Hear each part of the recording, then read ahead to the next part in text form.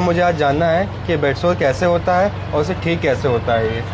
ये old age का बड़ा इंपॉर्टेंट प्रश्न है, बेड सोर्स। जैसे कि हम इस पेशेंट में देख सकते हैं कि इनको काफ़ी गहरा, काफ़ी डीप बेड सोर हो गया है और ये बहुत अच्छा है। ग्रैनुलेशन टिश्यू हेल्दी है, बिल्कुल पिंक कलर का है, अच्छी ड्रेसिंग हो रही है, कोई स्लफ नहीं है।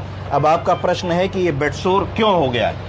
तो बेड सोर का मतलब है कि जब वृद्ध आदमी बिस्तर पकड़ लेता है, खटिया पकड़ लेता है और बेड रिडन हो जाता है तो वो अधिकतर दिन का समय बेड पे ही व्यतीत करता है और प्रायः दाईं बाईं करवट नहीं लेता है, क्योंकि उनको बताया नहीं जाता है। उसके कारण जो पूरे शरीर का सारा भार होता है वो पीठ के नीचे वाले हिस्से में आके केंद्रित हो जाता है, जो सैक्रम का रीजन होता है, जिसके कारण वहाँ की जो रक्त कोशिकाएं होती हैं वो दबने लगती हैं। जब रक्त कोशिकाएं दबने लगती हैं तो वहाँ पे ब्लड कम जाता है। ब्लड और ऑक्सीजन कम जाने से स्किन की जो ऊपर की लेयर्स होती हैं वो कमज़ोर होने लगती हैं और धीरे धीरे करके एक एक स्किन की लेयर पील ऑफ होने लगती है, निकलने लगती है और हम देखते हैं कि वहाँ रेड कलर का छोटा सा एक पैच आ गया।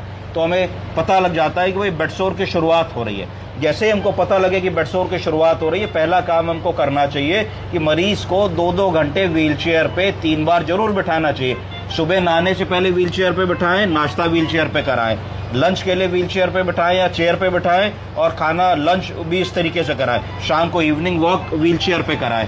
अगर आप ऐसा करेंगे तो बॉडी का जो प्रेशर का लोकलाइजेशन है वो चेंज होता रहेगा। थोड़ी देर बैक पे आएगा, थोड़ी देर हिप्स पे आएगा, थोड़ी देर साइड पे आएगा, तो बेड सोर नहीं होगा। दूसरा काम जो हम कर सकते हैं वो एयर मैट्रेस लगा सकते हैं। आजकल एयर मैट्रेस बहुत एक्सपेंसिव नहीं, इंटरनेट पे तुरंत मिल जाता है। तो एयर मैट्रेस वाला गद्दा लगा लेंगे, वो कंप्रेसर से चलता है, जैसे यहाँ पे लगा हुआ है ये कंप्रेसर ड्रिवन मशीन है, तो इसको आप लगा देंगे तो ये एयर मैट्रेस जैसा गद्दा, इसमें देखिए एक एक खाना भरता है फूलता है, भरता है फूलता है। तो इससे मरीज इस हवा के गद्दे पे कभी यहाँ जोर, कभी यहाँ जोर, कभी यहाँ जोर, कभी यहाँ जोर, तो प्रेशर का लोकलाइजेशन चेंज होता रहता है। कभी यहाँ पे गद्दा फूला, यहाँ जोर आया, फिर यहाँ गद्दा पिचका, यहाँ फूला तो यहाँ जोर आया, फिर यहाँ फूला, यहाँ पिचका तो यहाँ जोर आया। तो एक तरीके से मरीज ऐसे ऐसे ऐसे ऐसे प्रेशर चेंज होता रहता है, तो उनको बेड सोर नहीं होता।